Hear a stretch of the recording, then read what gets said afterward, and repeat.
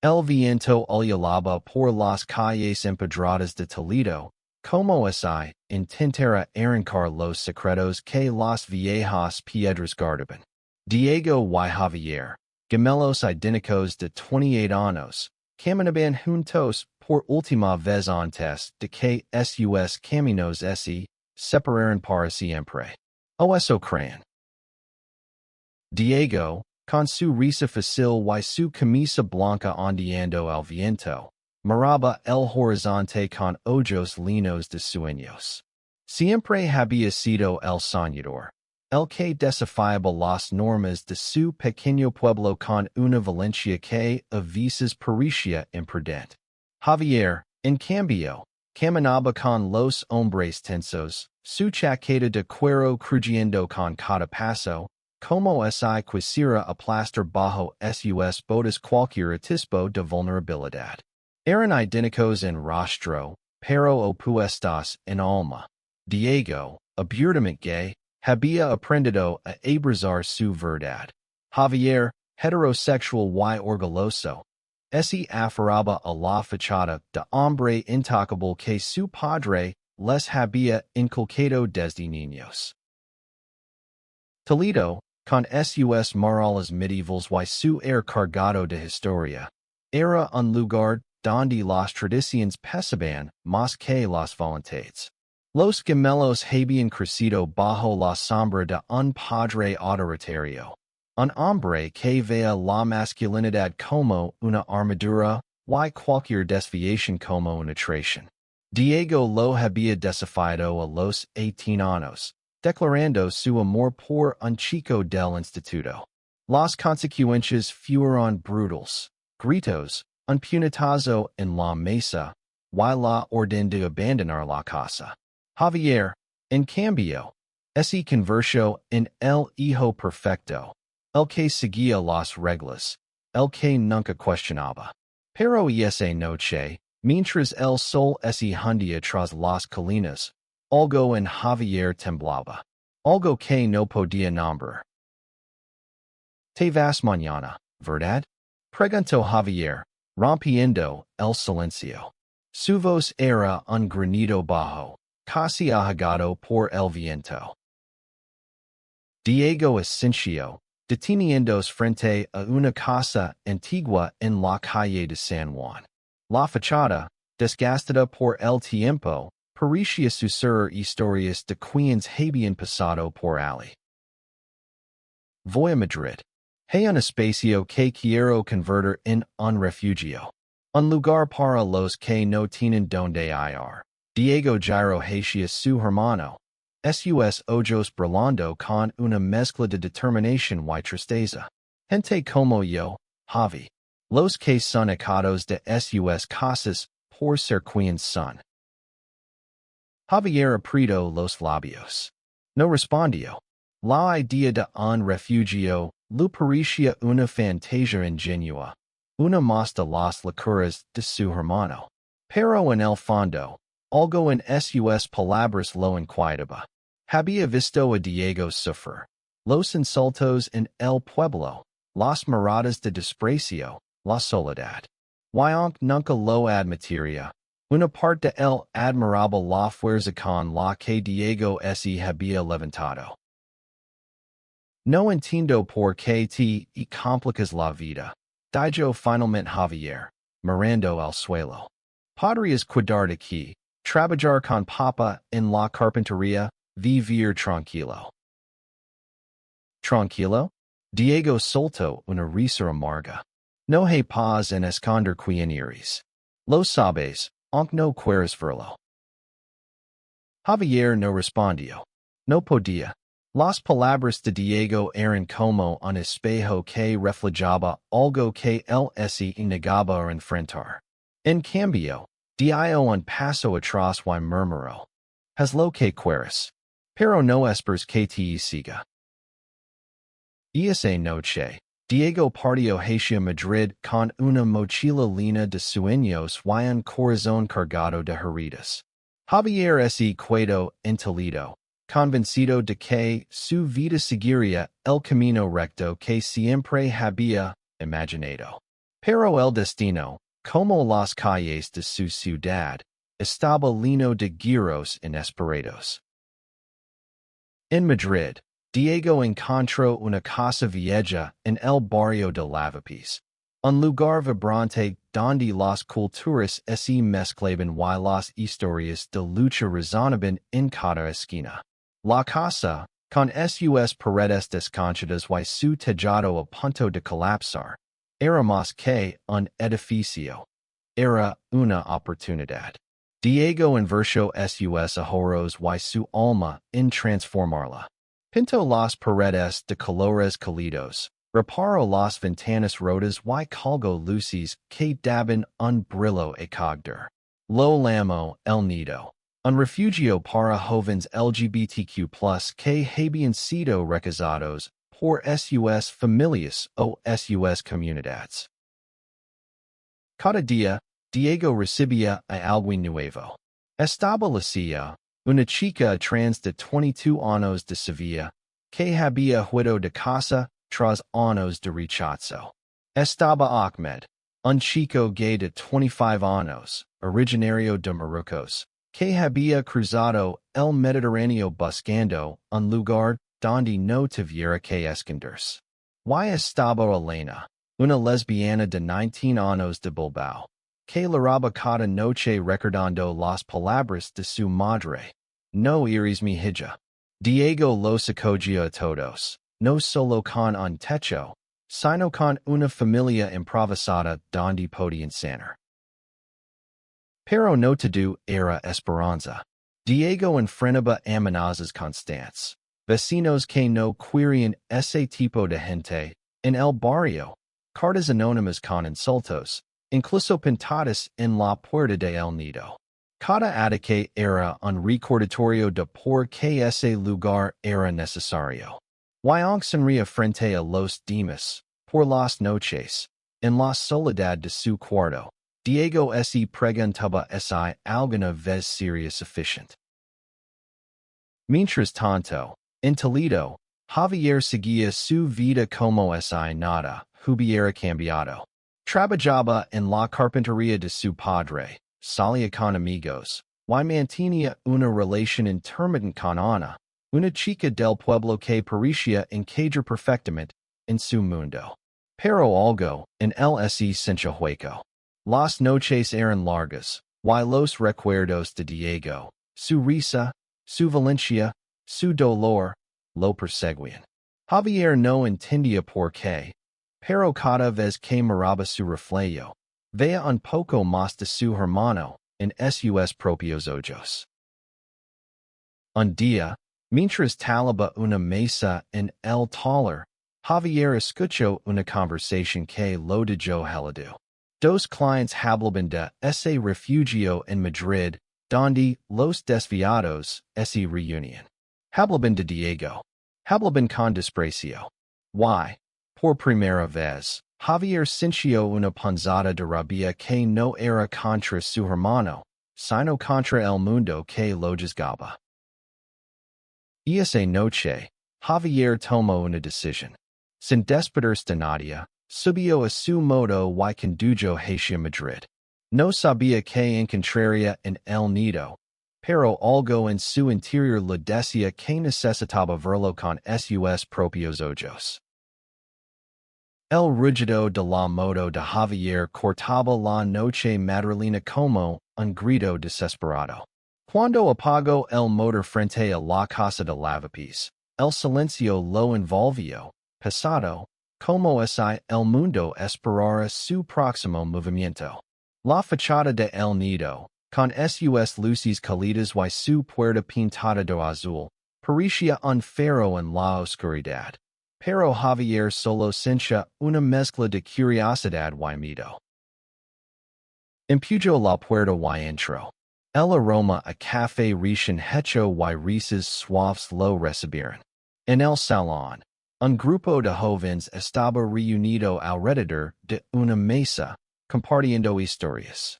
Diego estaba en el centro, con una sonrisa que parecía sostener el peso del mundo. Cuando vio a Javier, su rostro se congeló por un instant antes de suavizarse, en una expresión de sorpresa y cautela. Javi? Dijo Diego levantándose. ¿Qué haces aquí? Javier no respondió de inmediato. Sus ojos recorrieron la sala.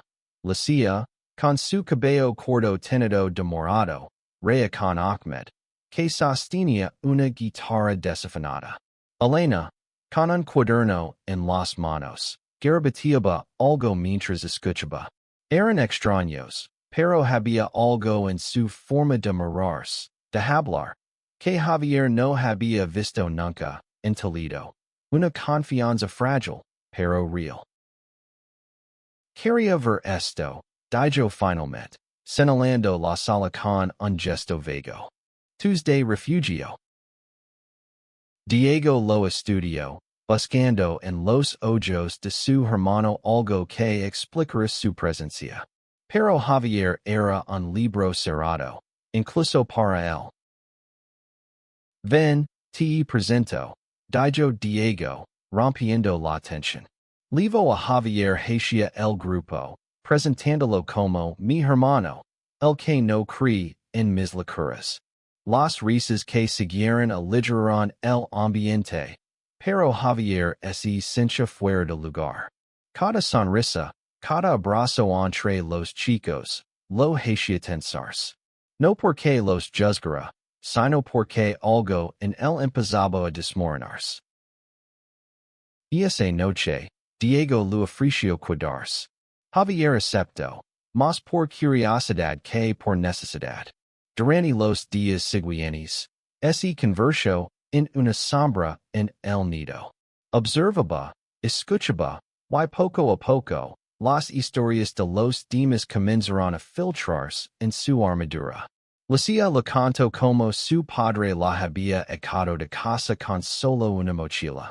Ahmed compartió el terror de crecer en un lugar donde ser gay podía costar la vida. Y Elena, con su voz temblorosa, lo confesó que ansonaba con reconciliarse con su madre. Javier no hablaba mucho, pero cada noche, al volver a su cuarto temporal, sentía que algo en su interior se removía. No era solo empatía por los demás. Era algo más profundo, algo que lo aterrorizaba. Había pasado años construyendo una identidad sólida, impenetrable, el hombre fuerte, el hijo perfecto, el que nunca dudaba. Pero en el nido, rodeado de personas que habían enfrentado sus verdades más duras, Javier comenzó a cuestionarse la suya. Una noche, mientras ayudaba a Diego a pintar una pared en el patio trasero, Javier rompió el silencio. ¿Cómo lo haces? Preguntó, con la brocha goteando pintura. ¿Cómo sigues adelante después de todo lo que pasaste? Diego dejó de pintar y lo miró. No es que no duela, Javi. Es que decidí que mi vida valía más que el dolor.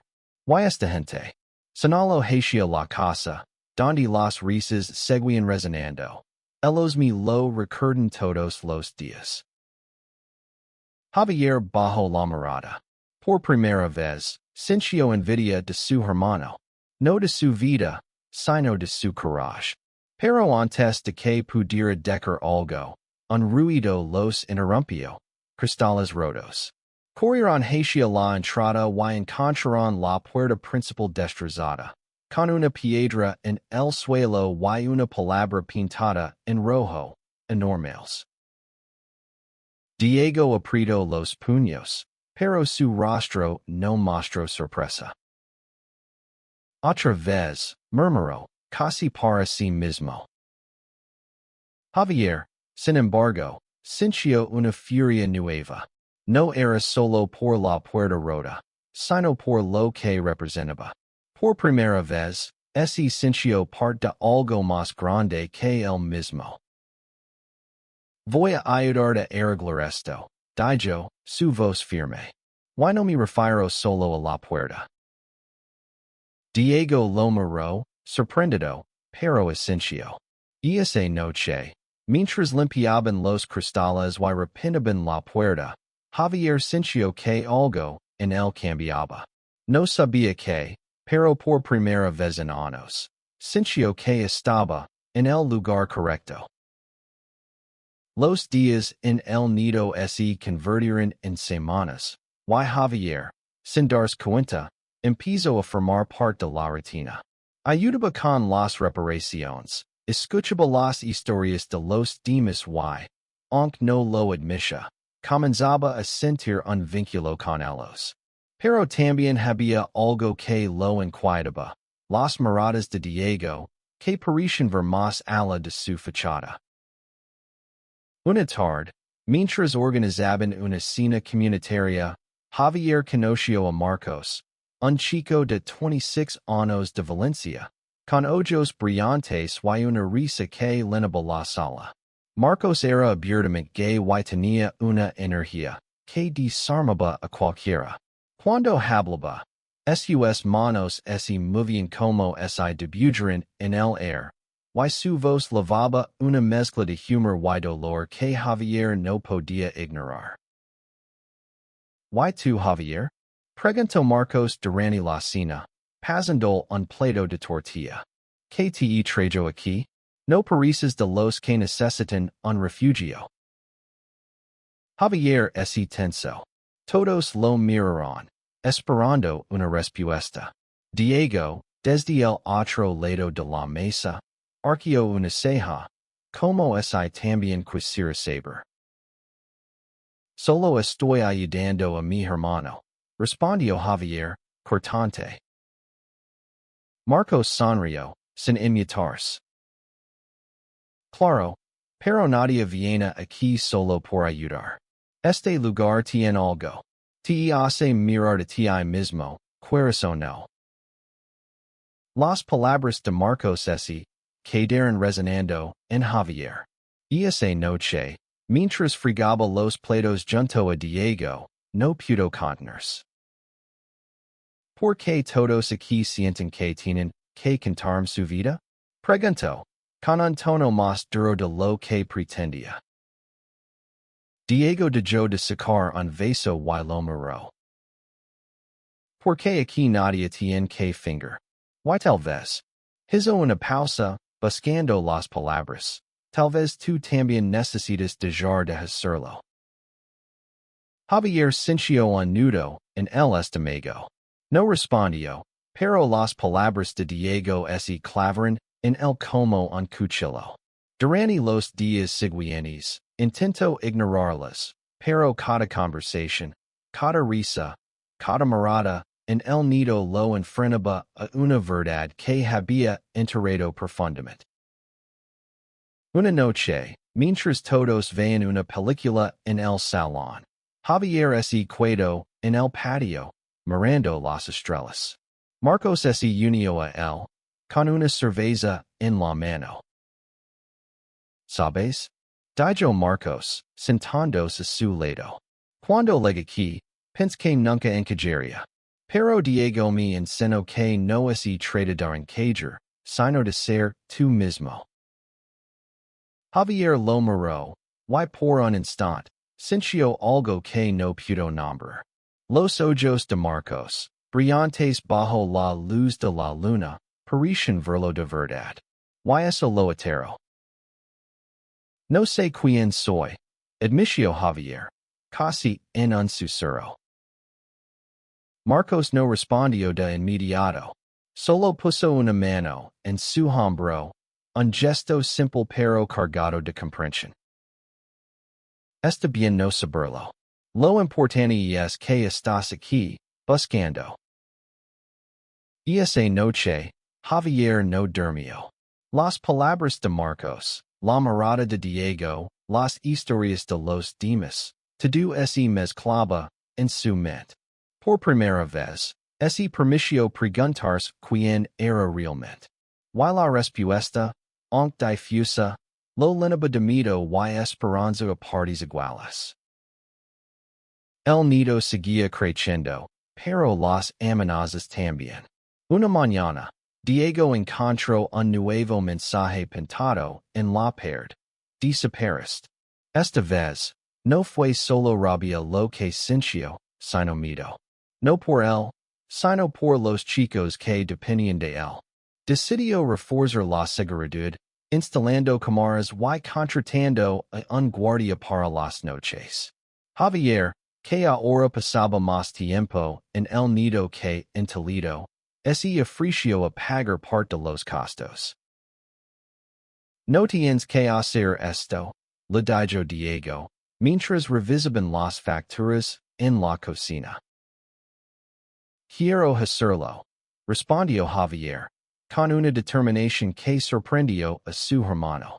Esto es importante. Diego lo miró, buscando en sus ojos la razón detrás de su cambio. Pero Javier seguía siendo un misterio, incluso para él. Mientras tanto, la relación entre Javier y Marcos se volvía más cercana. No era solo amistad, aunque Javier se resistía a admitirlo. Las charlas nocturnas en el patio se convirtieron en un ritual, y cada vez que Marcos reía o lo miraba de esa manera tan suya, Javier sentía una corriente que lo desestabilizaba, pero también lo hacía sentir vivo. Una noche, durante una tormenta que sacudía Madrid, Marcos y Javier se quedaron solos en el salón, organizando libros para una pequeña biblioteca que Diego quería crear. La lluvia golpeaba las ventanas, y el ambiente estaba cargado de una tensión que ninguno de los dos podía ignorar. ¿Alguna vez has sentido algo que no puedes explicar? Preguntó Javier de repente, sin mirarlo. Marcos dejó un libro sobre la mesa y se acercó. Todo el tiempo, respondió, con una sonrisa suave. Pero a veces, no hace falta explicarlo. Solo sentirlo. Javier levantó la vista, y por un instante, el mundo se detuvo. Los ojos de Marcos eran un refugio, un lugar donde no tenía que fingir. Sin pensarlo, se acercó y lo besó. Fue un beso torpe, lleno de miedo y deseo, pero también de una honestidad que Javier no había sentido nunca. Cuando se separaron, Javier temblaba. No sé qué significa esto, dijo, su voz rota. Marcos le tomó la mano. No tiene que significar nada todavía. Solo significa que eres humano. Pero la felicidad de ese momento duró poco. Al día siguiente, un grupo de vecinos organizó una protesta frente a el nido, exigiendo que cerraran el refugio. Diego, con su calma habitual, intentó dialogar, pero las palabras pronto se convirtieron en gritos. Javier, que observaba desde la puerta, sintió una rabia que lo consumía. No solo por Diego, sino por él mismo, por lo que empezaba a entender sobre su propia identidad. Cuando un hombre de la multitud lanzó una botella que casi golpea a la silla, Javier perdió el control.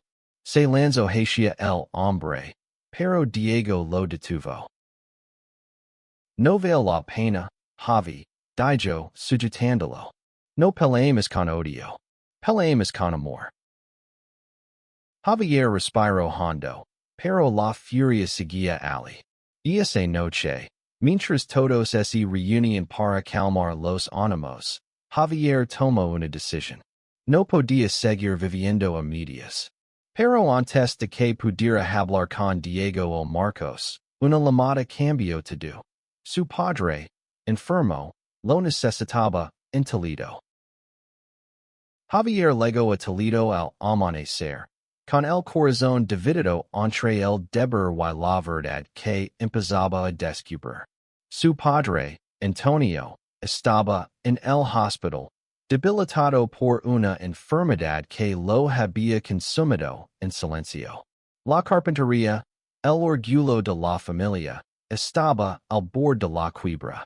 Ana, la novia intermitente de Javier, lo recibió con lágrimas, pero él apenas podía mirarla. Su mente estaba en Madrid, en Marcos, en el nido. Tu padre te necesita. Dijo Ana, te mando la mano. Yo también. Javier asintió, pero sus palabras sonaban vacías. Durante los días siguientes, se sumergió en el trabajo, intentando salvar la carpintería mientras visitaba a su padre. Pero cada conversación con Antonio era un recordatorio de las expectativas que lo habían moldeado. Ser fuerte, ser normal, ser el hijo que Diego nunca fue. Una noche, mientras revisaba facturas en el taller, Javier encontró una carta vieja, escrita por Diego a los 18 años, antes de ser expulsado de casa. En ella, Diego hablaba de su amor por su familia, de su dolor al saber que no lo aceptarían. Las palabras eran un eco de lo que Javier sentía ahora, un deseo de ser visto, de ser amado por quien era, no por quien debía ser. Decidió llamar a Diego. Necesito que vengas, dijo, su voz temblorosa. Papa está mal. Why? No sé cómo manjar esto solo. Diego legó al día siguiente, trayendo consigo a Marcos y Lucia, que insistieron en acompañarlo. La reunión en el hospital fue tensa. Antonio, débil pero un autoritario, miró a Diego con una mezcla de desprecio y arrepentimiento. No esperaba verte, dijo, su voz rasposa. Diego sonrió, aunque dolía. Soy tu hijo, papa. Siempre estar aquí, aunque no quieras. Javier observaba en silencio, dividido entre la lealtad a su padre y la admiración por su hermano. Esa noche, en la casa familiar, Diego y Javier tuvieron una conversación que lo cambió todo. No puedo seguir siendo quien papa quiere que sí, admitió Javier, con lágrimas en los ojos. Pero no sé cómo ser yo mismo. Diego lo abrazó, algo que no hacían desde niños. Empieza por ser honesto. El resto vendrá solo. Esa noche, Javier le confesó a Marcos lo que sentía. No fue fácil, pero fue liberador. Marcos no lo presionó, solo le permitió estar allí, sin importar lo que decidiera. Pero el camino de Javier estaba lejos de terminar. La carpintería seguía en crisis, y Antonio, aunque débil, seguía siendo una sombra que lo perseguía. De vuelta en Madrid, Javier se instaló definitivamente en el nido. La carpintería en Toledo fue vendida, y con el dinero, ayudó a Diego a expandir el refugio. Pero la paz era frágil. Las amenazas contra el nido se intensificaron. Pintadas, cristales rotos, incluso un intento de incendio que, por suerte, no pasó a mayores.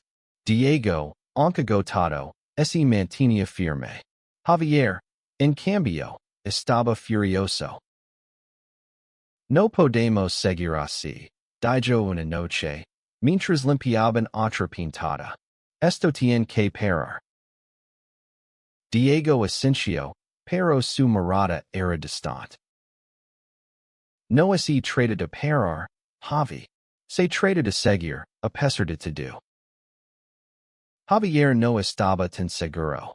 Su relación con Marcos crecía, pero también lo enfrentaba a sus propios demonios.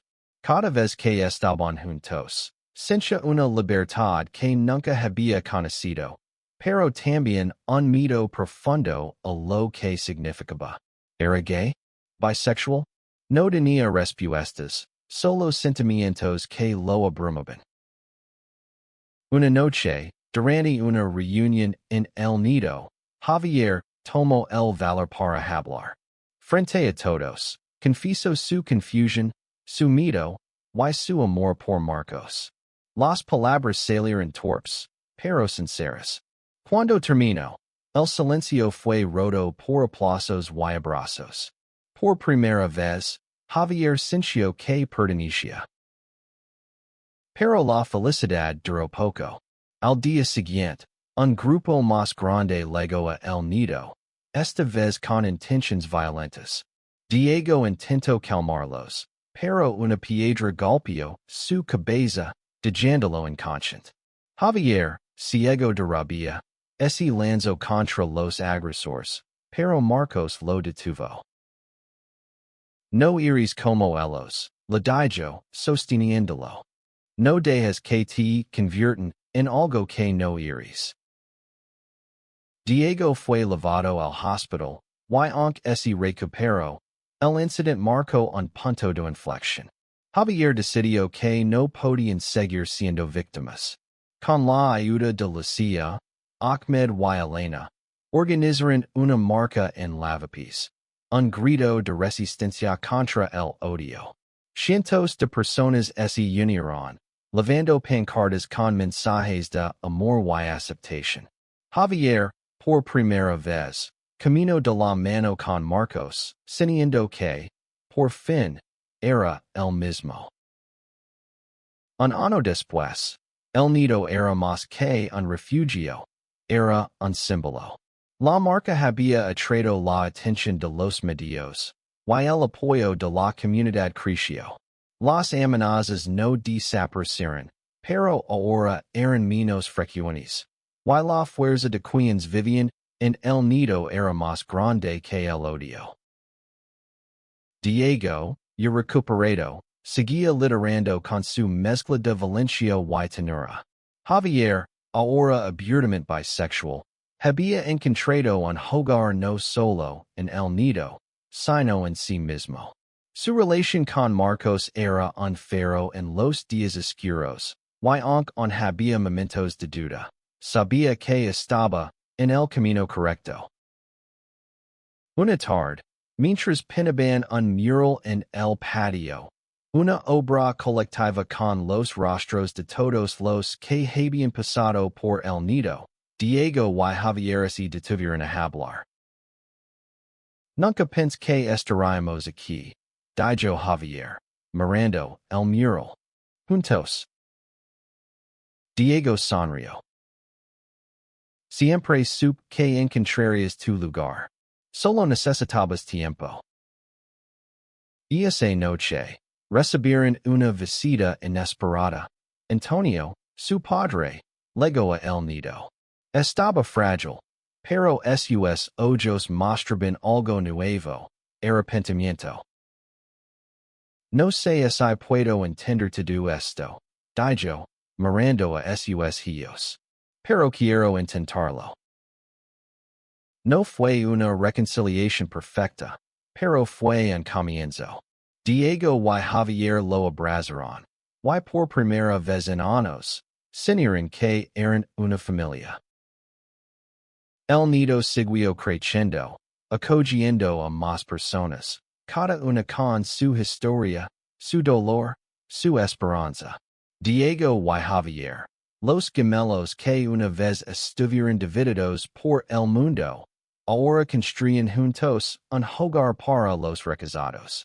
Y en ese hogar, Javier encontró no solo a su hermano, sino a sí mismo. El eco de los adoquines de Toledo resonaba en sus corazones, pero ahora era un eco de amor, de lucha, de redención. Porque al final, no se trataba de ser gay, hetero o cualquier otra cosa. Se trataba de ser humano, y de encontrar un lugar donde serlo plenamente.